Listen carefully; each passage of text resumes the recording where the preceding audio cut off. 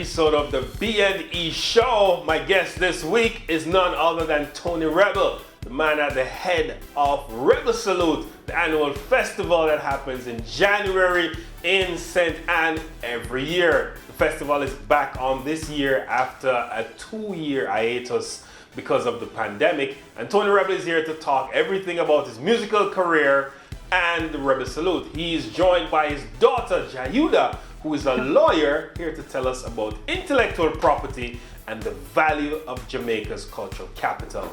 Tony Rebel, Jahyudah. Yes, I give thanks.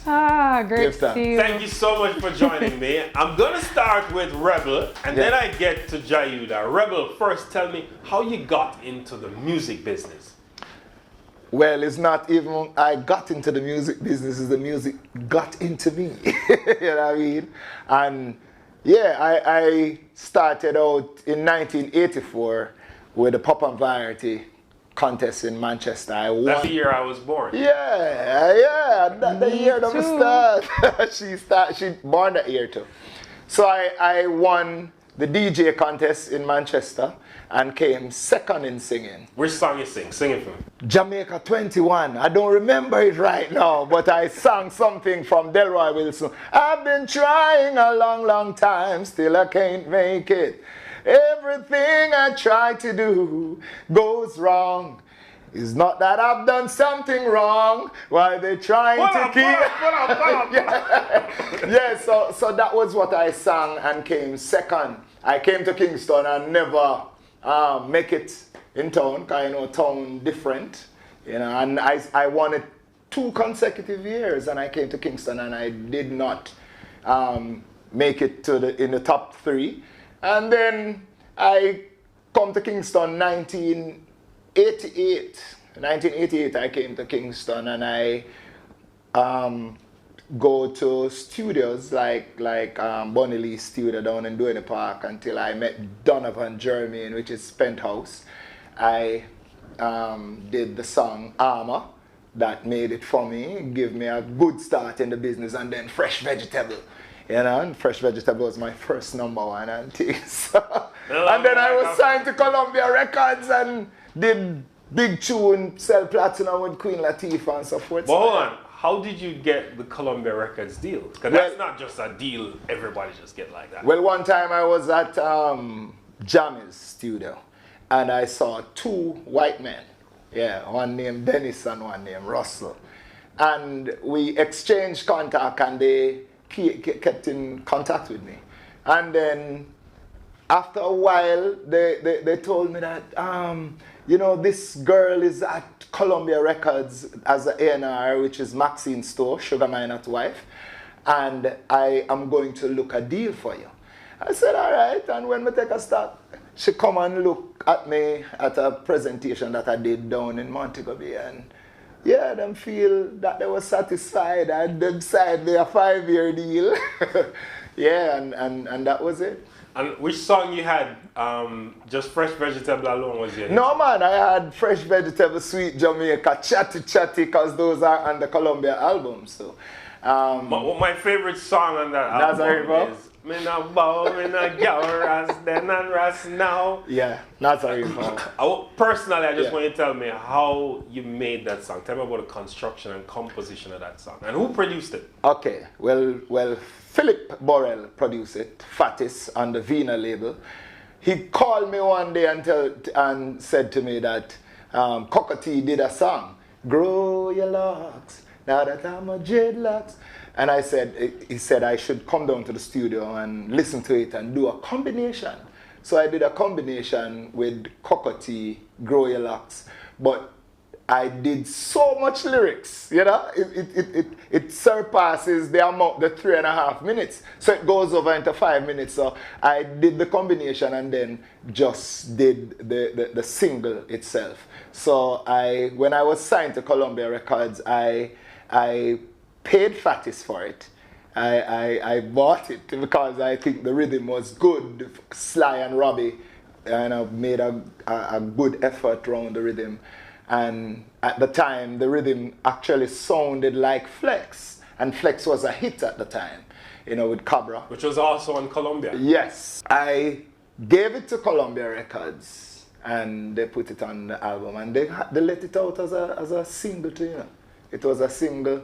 They did a video, and I know. Remember, I was born in '84. yeah, and the music that was being played on TV. Yes, They were clean songs, but they were hit songs. right.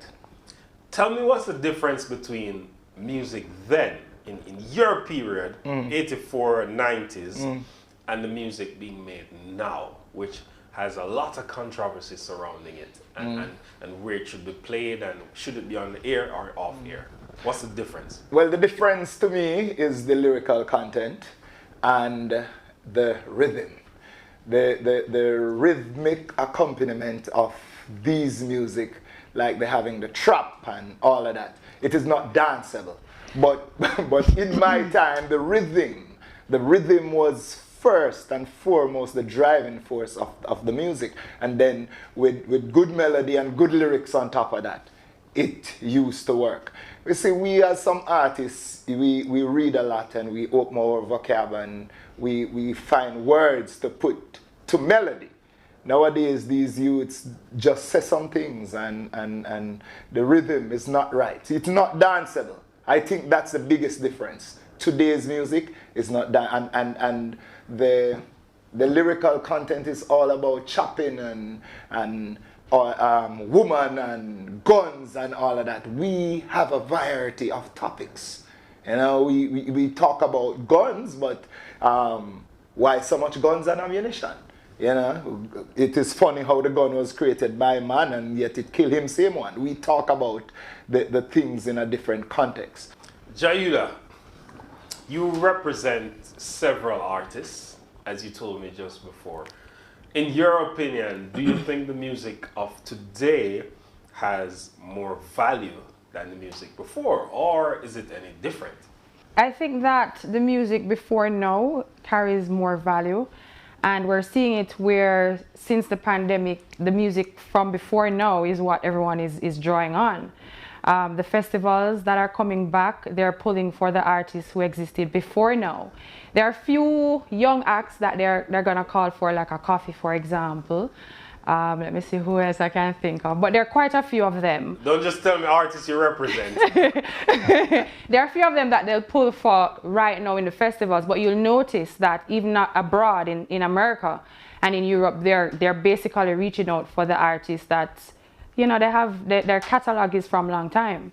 So I think the value of the music before is it carries way more weight than right now. What, from your point of view as an IP lawyer, as a copyright lawyer, how important is it for artists to own their IP, own their intellectual property, their masters, their publishing? Well, it's very important because that's how a lot of them get paid. For example, if you're a writer and you write lyrics like "Ja by My Side," for example, big tune. You want Selfish to promo. you want to ensure that you own the lyrics to that song so that you can collect, because there's no other way to collect writing. Of course, if you have an agreement with the artist or the producer, the owner of the master, then you can collect some monies when records are being sold. But it is very important for you to know what you own and register what you own and have an idea as to, how it works so that you don't lose it either, because that's how you get paid. It's very important. How do they register it? Well, copyright is automatically registered once it's out there.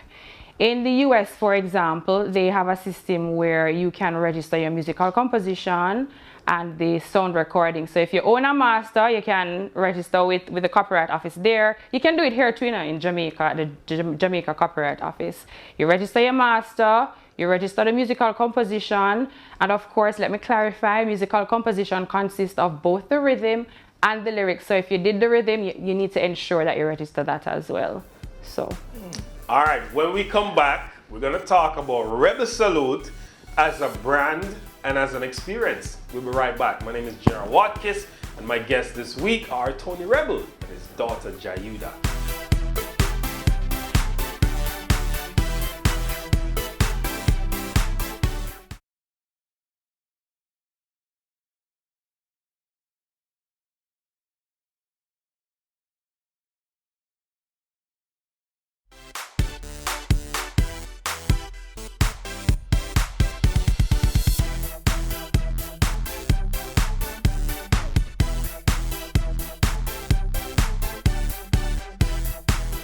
Welcome back to the BNE show. My guests this week are Tony Rebel and Jahyudah, attorney at law, and she's also the daughter of Tony Rebel. And we're talking about Rebel Salute. Tony, when did you start Rebel Salute? Why you started Rebel Salute? And what should patrons expect from Rebel Salute going forward? Well, Rebel Salute was started on the 14th of January, 1994. You see, I know that the date. Yeah, and it started out of the commemoration of my Earth Day, which is on the 15th. But because... You're Capricorn? Yeah, man, I'm a Capricorn. So we share same. Yes, I'm December 25th. I told you. Oh, I know you. We're kindreds. Yes, sir. So because of the commemoration of my Earth Day and I wanted to do something, but do it a little different. I did not want to have the normal birthday bash like everybody else, so I call it a salute. Salute is coming from knock salute. So I started out in Manchester, because that's where I'm from. And I did it on the 14th of January 1994 at Fairs Entertainment Center, where Garnet Silk was on a hiatus at the time, and I told him that I'm having a birthday celebration if he would come, and he said yes, he would come out. So it caused a pandemonium at the return. Yes, the return. So rain fell all night, but nobody moved. The next year, Garnet Silk died, and I did a tribute to him. 50,000 1 year after the first stage. After the first Garnet stage, Silk died. Garnet Silk died. And rest in peace. Yes, rest in power.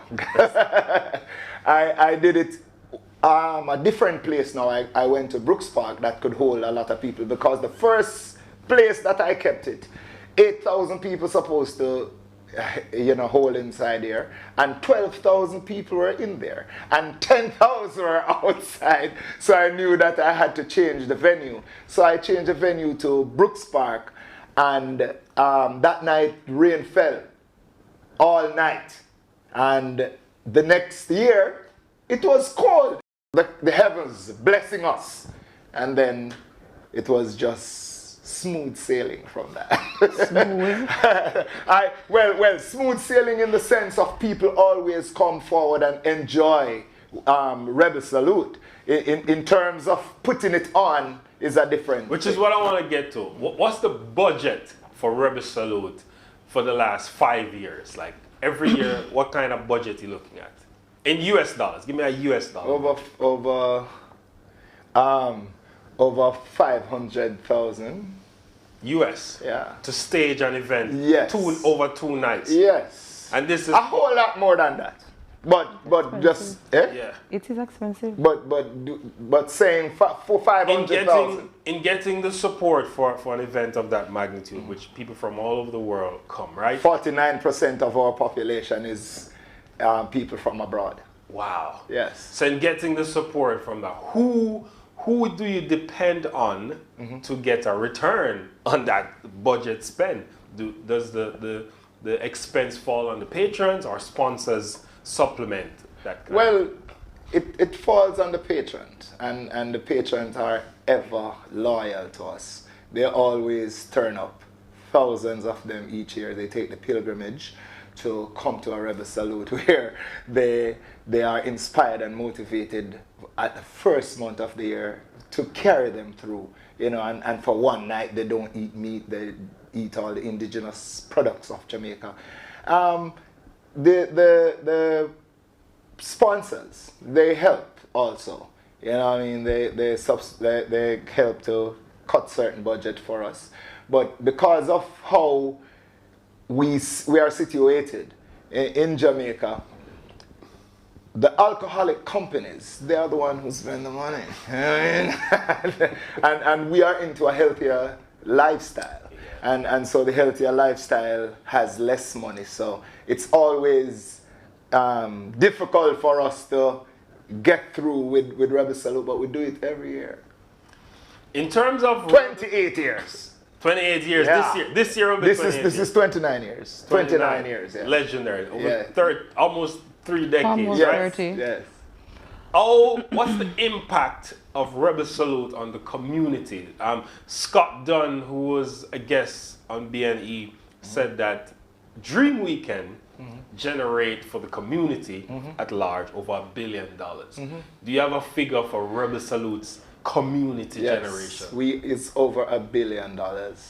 With the hotel industry, for over the 2-night period, all the sightseeings like Green Grotto Cave and the attractions and the businesses. Yes, the Airbnbs and plus every concessionaires who come and sell and all of that. Yeah, man, it's over $1 billion we generate, and the whole community benefit from that. The restaurants, the transportation companies, yes, everybody. Yeah. So a product like that, that comes from the people, and that the people respect and represent, that can compete with any product, any company on the stock market. Yes. Are you thinking of multiplying, as in staging Rebel Salute outside of Jamaica, or even more than one festival a year? Yes, Festivals per year? we have thought about that. We have thought about keeping more than one festival per year, and we have thought about taking it abroad also, because it is not so easy to replicate the whole ambience and everything that we do in Jamaica, but we can find semblance of that. So we want to take it abroad and see if we can do a tour with it. But I need somebody who knows the terrain, because I am from Jamaica, I am Jamaican, so I don't know New York terrain that much. So I'm looking for people in those areas to join up with, because you can't just do it by yourself. Well, we're in 30 markets. You can tell them on camera directly. Good. Yes, I am looking for partners abroad to take Rebel Salute far and wide of Jamaica. All right, brand Rebel Salute, Jahyudah.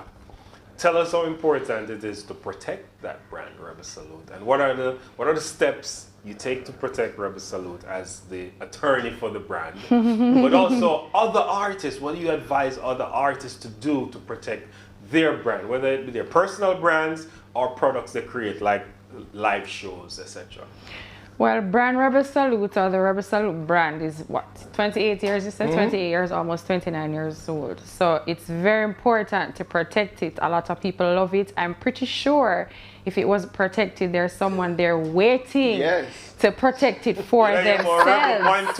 Rebel Salute too. Right, and there's, there are things you could do about that, but it would be extremely difficult. So you have to take steps such as going to the Jamaica Intellectual Property Office. They are the ones that deal with trademarks, and Rebel Salute is a trademark, has an image associated with it. You go there, you fill out the application form, there's a fee, they do a search for the name and all of that. There's a whole process to follow.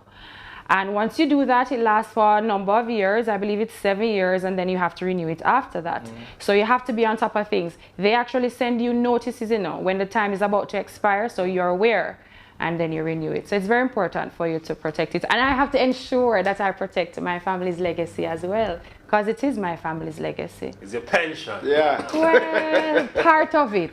What will happen? Part of it. What will happen if you don't register? Let's say the Rebel Salute name lapses without paying the fees and re-registering. What would happen? And we saw Usain Bolt having to re-register his abroad and locally to maintain them. What would happen?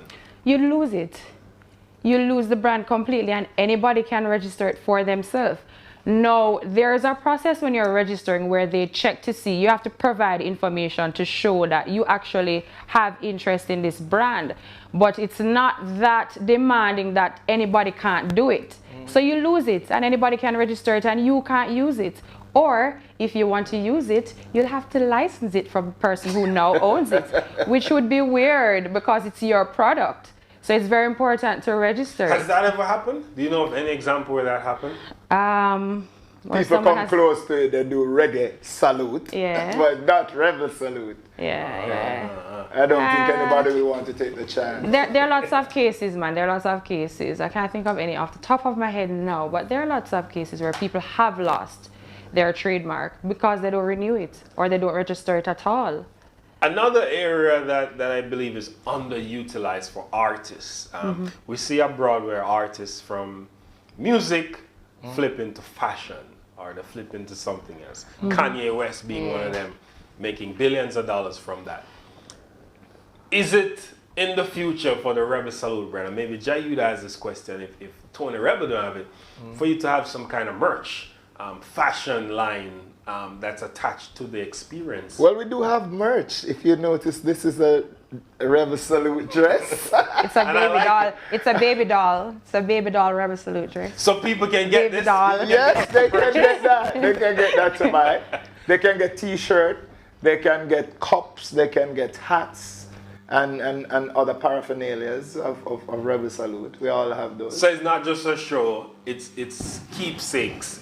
You have the experience to go home with. Yes. So tell me, when is the next Rebel Salute? What can people expect at Rebel Salute 2023? Well, Rebel Salute 2023 is on the 20th and the 21st of January. You can expect we fulfill your musical greed. So, not just your need, but the greed. And we'll be having the Herb Curb, because the Herb Curb is something that happened since 2015 or 2014? 2016. 2016. And over the Herb Curb, we educate. We tell you about the therapeutic, the economic benefits and all of that. Right. And we have the fashion side. And the food, not to mention the food. Very important. Yes. The food part is very important simply because We're hungry. well, yes, because you're hungry, but even coming not paying too much mind to the fact that it started out that way where we want a natural type of, living in terms of what we're eating. But coming out of the pandemic where people are looking for healthier ways to prepare their meals and healthier foods to eat, Rebel Salute is very important because we've been saying that from day one. We present Jamaican food at its finest, but it's the natural and healthier way, which is why we have no meat, no alcohol. So that part of it is very important, and we're looking to actually enhance that part of Rebel Salute simply because people are looking towards that. Yeah. And with the music, give them options. Is the healthier aspect of our music we highlight every time. So the music have a variety, but if say for instance Bounty Killer is coming, we expect him to be Rodney Price. We expect him to carry his best A game to Rebel Salute. And I mean, so yeah, Rebel Salute 2023 will be great. I love it. I respect it. I've always respected it. I come every year. I stand up all night. My foot tired. Yeah. I personally. You can bring a chair, Let me tell you something about the chair thing. If you leave your chair, if you leave it, you leave it. But it's an experience. I love it. I love it. I love it. And we're really looking forward to it this year. And thank you so much for talking business and entertainment with us on the B&E show. My name is Jahyudah Watkis. Join me next week for another guest right here on CBX.